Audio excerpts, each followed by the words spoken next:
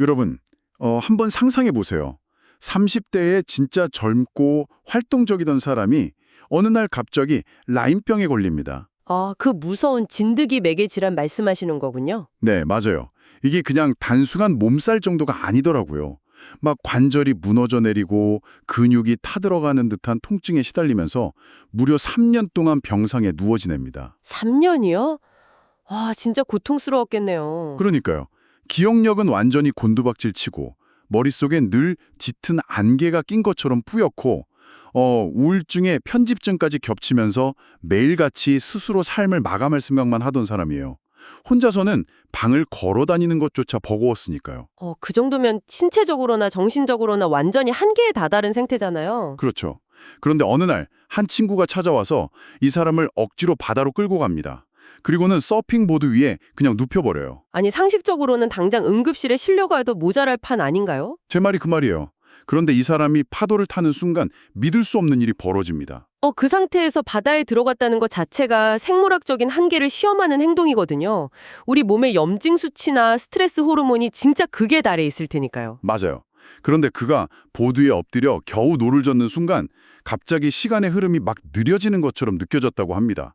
약간 영화 매트릭스의 한 장면처럼요. 아, 시간이 느려진다. 네, 흥미롭네요. 그리고 3년 내내 머릿속을 짓누르던 그 지독한 안개가 순식간에 걷히고 온몸을 찢어넣을 듯했던 통증이 완전히 사라졌다는 거예요. 와, 기적 같네요, 진짜. 네, 그날 그는 무려 5번이나 완벽하게 파도를 탔고 이후 8개월 동안 꾸준히 바다에 나가면서 망가졌던 신체 기능을 80%나 회복했습니다. 대박이네요. 이 기적 같은 이야기의 주인공이 바로 오늘 우리가 딥다이브로 파헤쳐볼 첫 번째 자료, 멘탈이 무기다의 저자 스티븐 코틀러입니다. 아, 코틀러의 이야기였군요. 네, 오늘 저희는 이 자료와 더불어 전설적인 멘탈 코치 그레그 하든의 철학까지 합쳐서요. 인간이 어떻게 자신의 한계를 부수고 불가능을 가능으로 바꾸는지 알아볼 겁니다. 막 뻔한 열심히 해라 이런 게 아니라 그 기저에 깔린 아주 정밀한 신경 생물학적 메커니즘을 파고들어 볼 목표를 가지고 있습니다. 좋은 접근입니다.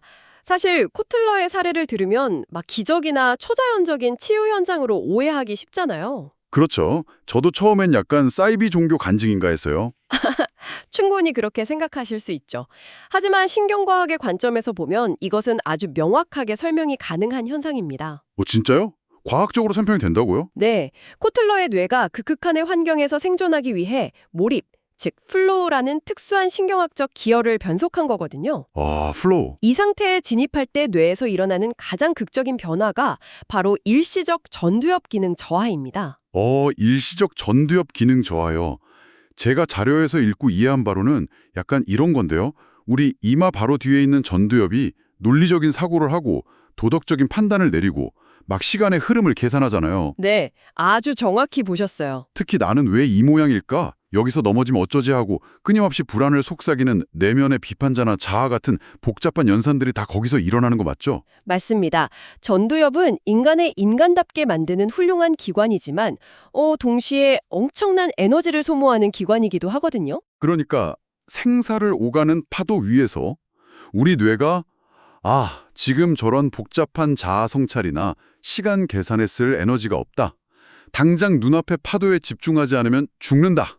이렇게 판단해버리는 거군요. 그렇죠. 그래서 전두엽의 전원을 일시적으로 강제 종료시켜버리는 건가요? 완벽하게 이해하셨네요. 바로 그 원리입니다. 평소에 뇌파가 아주 빠르고 불안정한 하이베타파에서 차분하고 직관적인 알파파나 세타파로 뚝 떨어집니다. 뇌파 자체가 바뀌는군요.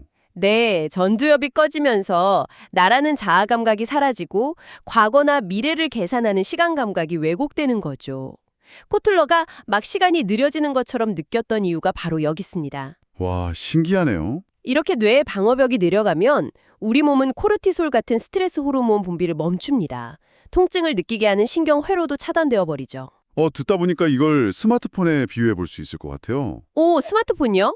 어떻게 연결되죠? 우리가 아주 무겁고 고사양인 게임 앱을 실행하려고 할 때 스마트폰이 버벅거리지 않게 하려고 배터리와 메모리만 갉아먹는 백그라운드 앱들을 전부 다 강제 종료시켜버리잖아요. 아, 네네, 맞아요. 내면의 불안, 후회, 자아, 시간 감각 같은 이 백그라운드 앱들을 뇌가 억지로 꺼버리고 오직 눈앞에 파도타기라는 메인 프로세스에 모든 시스템 자원을 쏟아붓는 거잖아요. 약간 이런 느낌인 거죠. 와, 진짜 찰떡 같은 비유네요. 그 비유를 실제 뇌과학에 연결해보면 훨씬 더 흥미로워집니다. 어떤 점이 흥미롭죠? 그 백그라운드 앱이 종료되면서 확보된 뇌의 잉여 에너지는 그냥 버려지는 게 아니거든요. 그 빈자리를 아주 강력한 긍정적 신경화학 물질들이 채우기 시작합니다. 호르몬 같은 건가요? 네, 도파민, 노르에피네프린, 엔돌핀, 아난다마이드, 세로토닌 같은 물질들이 막 폭포수처럼 쏟아져요.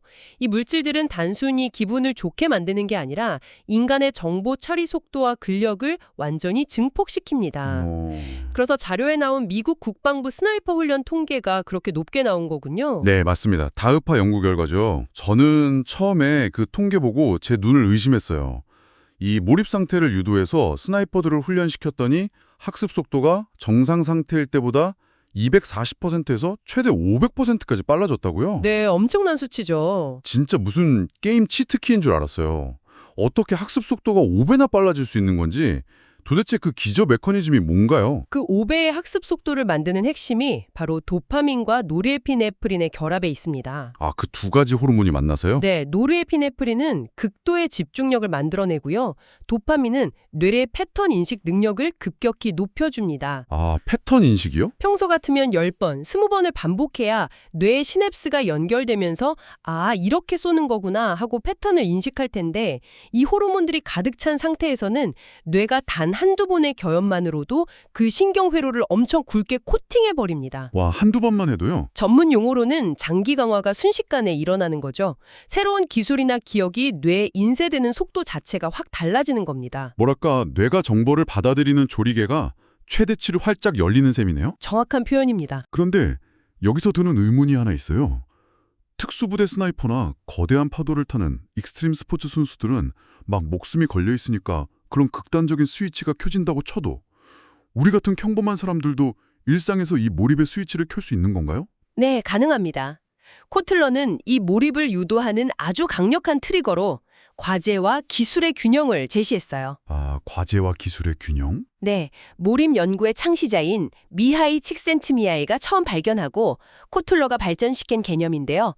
내가 가진 기술 수준보다 도전 과제가 아주 살짝 더 높을 때 인간은 몰입에 들어간다는 겁니다. 너무 쉬우면 지루해지고 너무 어려우면 불안해지니까요. 바로 그겁니다. 근데 바로 그 지점에서 저는 약간의 반론이랄까 의구심이 좀 생기더라고요. 어떤 부분에서요? 코틀러와 구글의 수학자가 연구해서 이 살짝 더 어려운 정도를 수치화한 게 이른바 4%의 법칙이잖아요. 네, 자신의 실력보다 딱 4%더 어려운 과제에 도전하라는 거죠. 네, 근데 솔직히 우리가 시중에 자기계발서나 유명한 리더들의 강연을 들으면 보통 어떻게 말하나요?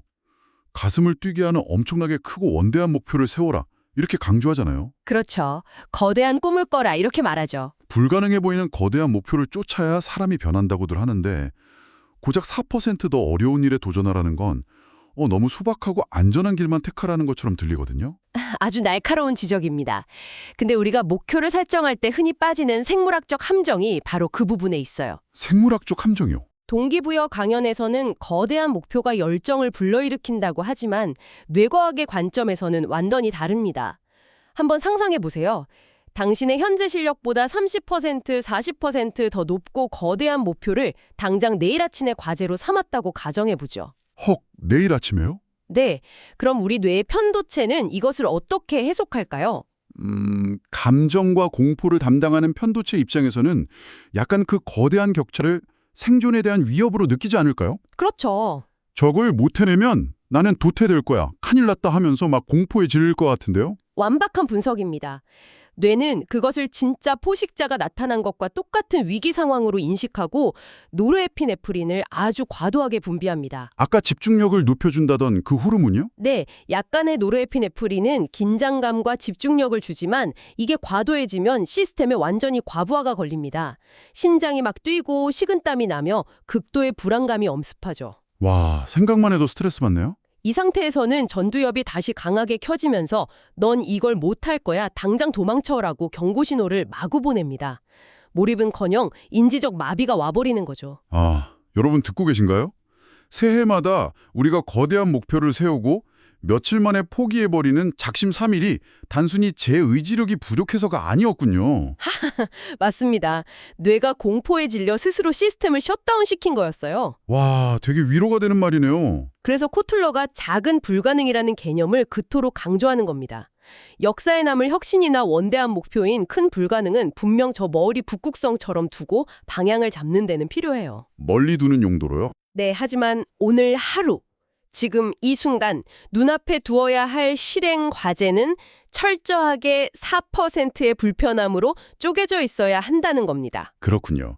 그럼 이 4%의 불편함이라는 게 구체적으로 뇌에서 어떤 화학적 보상을 만들어내나요? 4%의 도전은 편도체를 자극하지 않을 만큼 아주 미미한 위협이에요.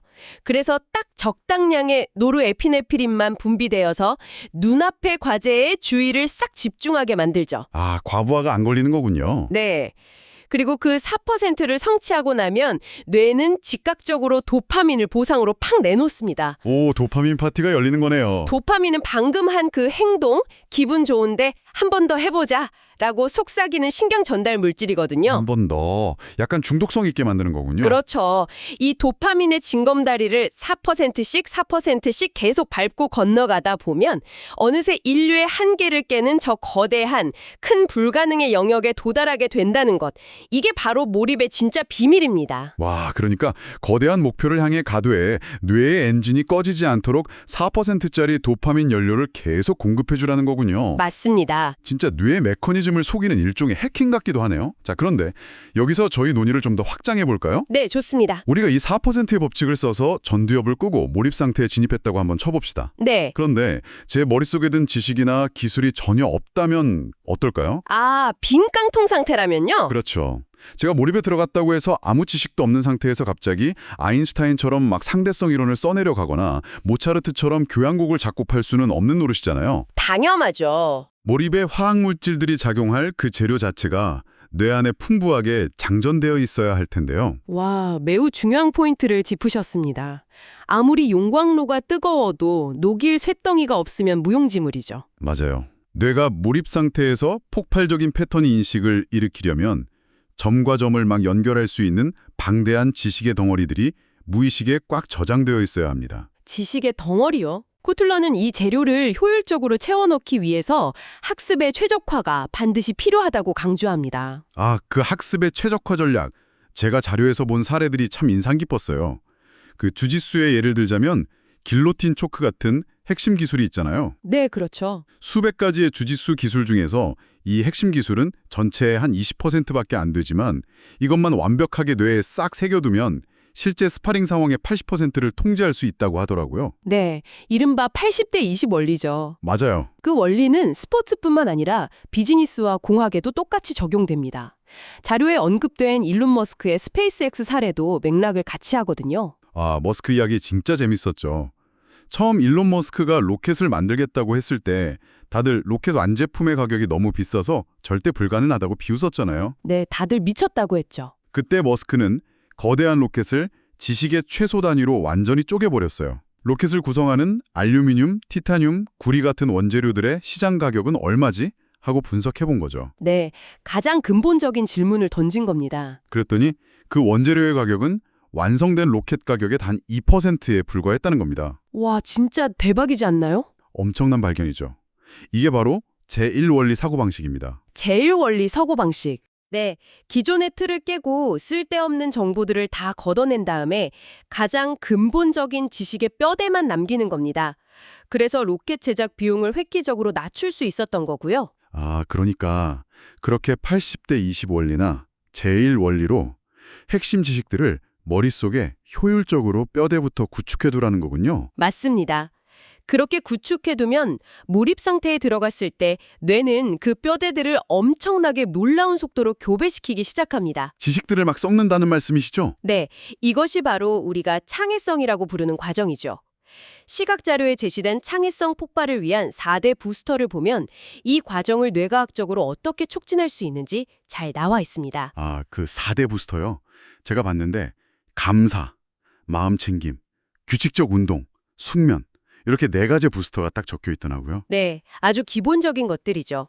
근데 솔직히 좀 고백하자면 처음 이 리스트를 딱 봤을 때는 또 뻔하고 지루한 바른 생활 가이드인가 싶었어요. 많은 분들이 그렇게 생각하십니다. 도대체 감사를 느끼고 명상을 하는 게 우리 뇌의 창의성과 무슨 물리적인 연관이 있다는 건가요? 네, 그냥 뻔한 윤리적인 조언처럼 들리시겠지만 이것은 철저하게 코르티솔 수치를 낮추고 신경망의 연결 반경을 확 넓히기 위한 생물학적 처방전입니다. 생물학적 처방전이요? 어떻게 작동하는데요? 우리가 스트레스를 받거나 불안할 때 우리 뇌는 시야를 엄청 좁힙니다. 오직 눈앞의 위협에서 벗어나는 것에만 집중하는 터널 비전 상태가 되어버리죠. 터널 비전.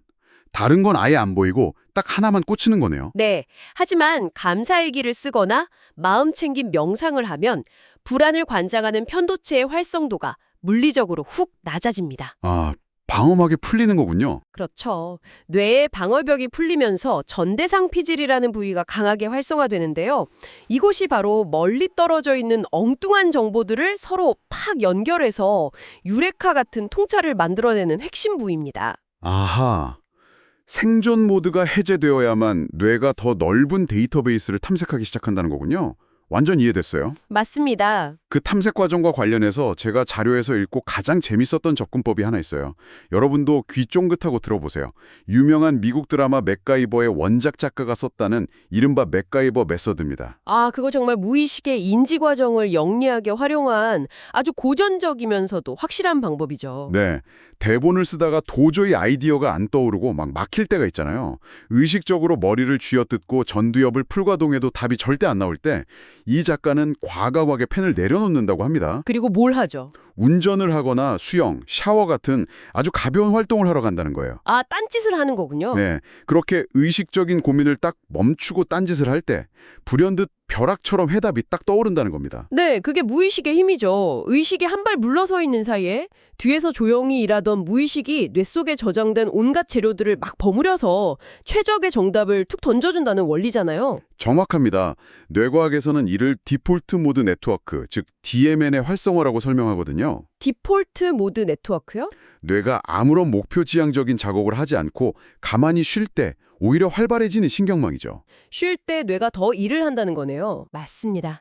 이때 뇌는 과거의 기억, 현재의 정보, 미래의 상상들을 아주 자유롭게 엮어냅니다. 그런데 코틀러는 이 대목에서 현대인들이 가장 많이 저지르는 진짜 치명적인 실수를 날카롭게 지적해요. 치명적인 실수요. 어떤 실수인가요? 많은 분들이 맥가이버 메서드처럼 나도 가벼운 활동으로 뇌를 쉬게 해줘야지 하면서 소파에 눕잖아요. 그리고 뭘 꺼낼까요? 무조건 스마트폰이죠. 네, 스마트폰을 꺼내서 유튜브 쇼츠나 인스타그램 릴스 같은 숏폼 영상을 끝없이 막 넘겨봅니다. 뜨끔하네요. 다들 그러잖아요. 하지만 스크린을 바라보는 그 행위는 신경학적으로 뇌에게 절대 가벼운 활동이 아닙니다. 그래요? 몸이 편하니까 뇌도 쉬는 줄 알았는데. 아닙니다. 화면에서 1초마다 쏟아지는 시각적, 청각적 자극은 우리의 의식을 극도로 강력하게 붙잡아주거든요. 결국 아이디어를 엮어내고 디폴트 모드 네트워크를 가동해야 할 우리 무의식에게 일할 공간을 단 1%도 주지 않는 거죠. 와, 그 말씀은 진짜 뼈아픈 지적이네요. 흔히들 머리를 식힌다고 스마트폰을 보는데 그게 오히려 무의식이 통찰을 만들어낼 기회를 원천 차단하고 있었던 거군요. 맞습니다. 완전히 반대로 하고 있었던 거죠. 샤워를 하거나 가벼운 산책을 하는 것처럼 인지적인 부하가 거의 없는 진짜 여백의 시간을 줘야만 뇌가 비로소 창의적인 정답을 찾아온다는 그 원리가 엄청 명확해졌습니다. 다행이네요. 자, 지금까지 저희는 스티븐 코틀러를 통해서 뇌의 방어벽을 내리고 4%의 호르몬 샤워를 맞으면서 몰입과 청해성을 폭발시키는 아주 정교한 스킬셋을 쭉 살펴갔습니다. 네, 하드웨어적인 부분을 주로 다뤘죠. 그런데요, 이 모든 뇌과학적 조건이 완벽하게 갖춰져도 아주 치명적인 변수가 딱 하나 남아있더라고요. 어떤 변수라고 생각하십니까? 바로 흔들리는 멘탈입니다. 멘탈. 아무리 4%의 목표를 잘 세팅하고 제1 원리로 지식을 꽉꽉 채워놔도 실패를 딱 마주한 순간 역시 난 안 될 놈이야. 세상은 불공평해. 하고 스스로 주저앉아 버리면 어떻게 될까요? 뇌의 몰입 메커니즘은 그 즉시 박살 나버리겠죠? 그러니까요.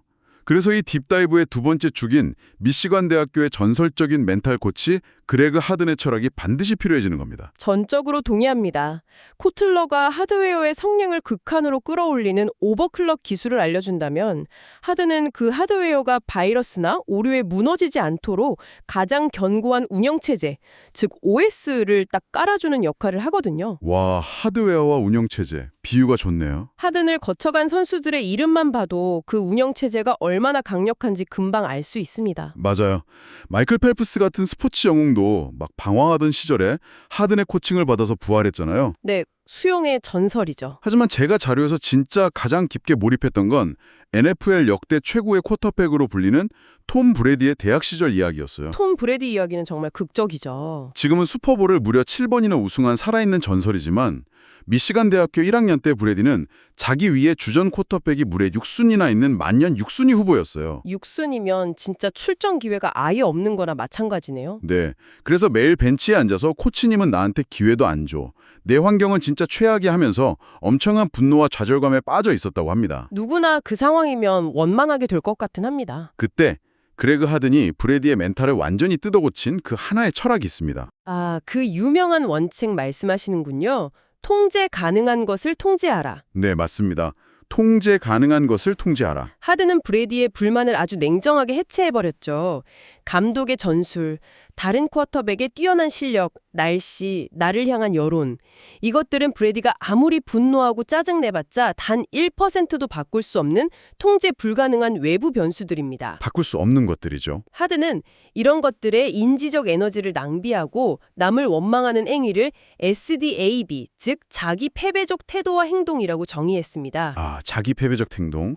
외부 환경이 나를 패배시키는 게 아니라 통제할 수 없는 것에 집착하는 내 태도가 스스로를 패배자로 만들고 있다는 거군요. 정확합니다. 이거 앞서 살펴본 뇌과학이랑 연결해보면 진짜 더 소름 돋지 않나요? 어떻게 연결되죠? 벤치에 앉아서 막 코치만 원망하고 있으면 뇌는 스트레스 호르몬인 코르티솔로 꽉 차서 전두엽의 인지 능력을 다 갉아먹을 테니까요. 아, 그렇죠. 정작 플레이북을 외우고 패턴을 인식해야 할 뇌의 에너지를 그 원망이라는 쓸데없는 곳에 줄줄 낭비하고 있었던 셈이네요. 와, 아주 훌륭한 통찰입니다. 방금 두 가지 자료를 완벽하게 연결하셨어요. 네. 통제할 수 없는 외부 요인에 집착할수록 뇌의 인지적 자원은 진짜 빠르게 고갈되거든요. 네. 그래서 하든은 브레디에게 이렇게 주문했습니다. 코치가 너에게 하루에 단 2분의 훈련 시간만 준다면 네가 온전히 통제할 수 있는 건 그 2분 동안 공을 던지는 너의 노력과 태도뿐이다. 와, 2분이요? 그 2분 동안만큼은 전 세계 어떤 쿼터백보다 완벽하게 던져라. 나머지 시간은 그냥 잊어버려라. 진짜 냉정하네요. 이 단순하고도 잔인한 진실이 바로 브레드를 역사상 최고의 선수로 만든 멘탈의 공식이었습니다. 결국 타인이나 환경에 기대지 않고 오직 내 안에서 스스로 해답을 찾는 힘이네요. 하든이 자료에서 강조한 그 4A라는 개념도 같은 맥락으로 읽혔습니다. 네, 아주 중요한 개념이죠. 관심, 애정, 인정, 수용. 인간이라면 누구나 다 갈망하는 이 네 가지 감정적 요소를 우리는 보통 어떻게 하나요? 부모님이나 직장 상사, 혹은 요즘은 소셜미디어의 좋아요를 통해 막 타인으로부터 채우려고 아등바등 살잖아요. 네, 누군가가 나를 인정해주길 끊임없이 바라죠. 하지만 타인으로부터 얻는 그 사회인은 완전히 통제 불가능한 요인이기 때문에 언제든 우리를 아까 말한 SDAB, 즉 자기 패배적 늪으로 훅 끌고 갈 수 있습니다. 타인의 마음은 제가 조종할 수 없으니까요. 그렇죠. 그래서 하든의 해결책은 아주 단호합니다. 남이 주길 기다리지 말고 스스로에게 먼저 그 사회를 줘라. 나 자신에게 먼저 줘라. 자기가 자신을 100% 믿고 수용하지 않는데 도대체 어떤 외부의 기회가 너를 구원해 주겠느냐는 아주 본질적인 질문을 던지는 겁니다. 아, 진짜 명언이네요. 이제 코틀러의 신경생물학과 하든의 스포츠 심리학을 이렇게 쭉 관통해 오다 보니까요. 이 두 사람의 통찰이 완벽하게 하나의 그림으로 확 겹쳐지는 게 보입니다. 그림이 그려지시나요? 네, 제가 이렇게 한번 종합해 보겠습니다. 그레그 하든이 말하는 외부 요인을 차단하고 스스로를 100% 통제하는 단단한 멘탈. 이게 거대한 비행기가 흔들림 없이 이륙할 수 있도록 평평하게 다져놓은 활주로라면요. 네, 활주로 좋네요. 스티븐 코틀러가 말하는 4%의 도전과 거기서 뿜어져 나오는 도파민, 그리고 몰입은 그 활주로 위를 막 박차고 저 높은 하늘로 날아오르게 만드는 아주 미친 듯한 폭발력의 제트 엔진인 겁니다. 와, 오늘 이 딥다이브의 전체 맥락을 한 줄로 꿰뚫은 진짜 탁월한 종합이네요. 하하, 감사합니다. 아무리 강력한 몰입의 엔진을 달고 있어도 자아를 수용하지 못하고 남을 원망하는 막 진흙탕 같은 활주로 위에서는 결코 이륙할 수 없습니다. 가라앉아 버리겠죠. 반대로 아무리 멘탈의 활주로를 아주 단단하게 다져 놓아도 매일매일 4%씩 전진하는 그 도파민 엔진의 추진력이 없다면 그저 땅 위에 안전하게 멈춰선 비행기에 불과하겠죠. 날지를 못하는 거네요. 결국 불가능을 가능으로 뒤바꾸는 사람들은 태어날 때부터 무슨 특별한 돌연변이 유전자를 가진 천재들이 아니라는 겁니다. 매일 통제 가능한 자신의 태도에 100%를 쏟는 견고한 활주로를 쫙 유지하면서 그 위에서 뇌가 최적의 몰입에 빠질 수 있도록 스스로에게 딱 4%만 더 어려운 도전을 아주 영리하게 세팅해온 사람들이라는 거군요. 네, 정확합니다.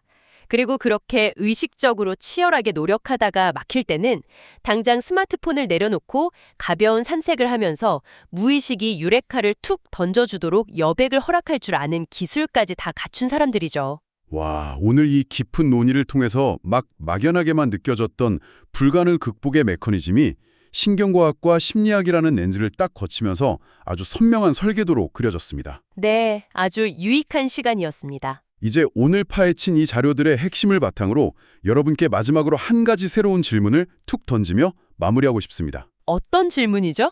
우리는 지금까지 이 4%의 법칙과 멘탈 공식을 개인의 성취와 비즈니스, 스포츠에만 적용해서 이야기해왔잖아요. 네, 보통 그렇게 많이들 하죠. 하지만 약간 시각을 바꿔서 이것을 여러분의 가장 가까운 인간관계, 예를 들어 가족이나 연인, 동료와의 관계에 적용해 본다면 어떨까요? 오, 매우 흥미로운 접근이네요. 인간관계에서의 몰입이라. 네. 혹시 누군가와의 관계를 좀 개선하기 위해서 막 한 번에 상대방의 모든 것을 이해하겠다는 너무 거대한 목표를 세웠다가 혼자 상처받고 좌절하고 계시진 않나요? 인간관계도 큰 불가능을 세우면 편도체가 폭발하겠죠. 맞아요. 내일 하루 타인의 반응이라는 그 통제 불가능한 것은 좀 내려놓고요. 내가 온전히 통제할 수 있는 나의 태도에 집중해 보세요. 그리고 상대방의 말을 듣는 방식을 평소보다 딱 4%만 더 깊게 파고 들어보는 겁니다. 4%만 더 귀 기울이기 아주 좋네요. 그 4%의 작은 도전이 여러분의 대화에 엄청난 몰입을 가져오고 전혀 다른 형태의 깊은 연결망을 만들어낼지 또 모릅니다. 그리고 오늘 밤 샤워하러 들어가실 때는요. 제발 밖에서 울리는 스마트폰 알림은 꺼두시고 하하, 제일 중요한 팁이네요. 떨어지는 물소리에 귀를 기울이면서 여러분의 무의식에게 그 4%의 정답을 물어보시는 건 어떨까요? 깊이 파헤쳐본 오늘의 딥다이브는 여기서 마치겠습니다. 함께해 주셔서 감사합니다.